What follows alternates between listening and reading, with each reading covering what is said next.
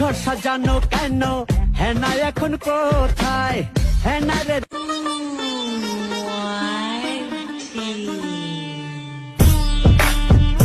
গড়ি ফষ্টি নষ্টি দেখতে নোনতা খেতে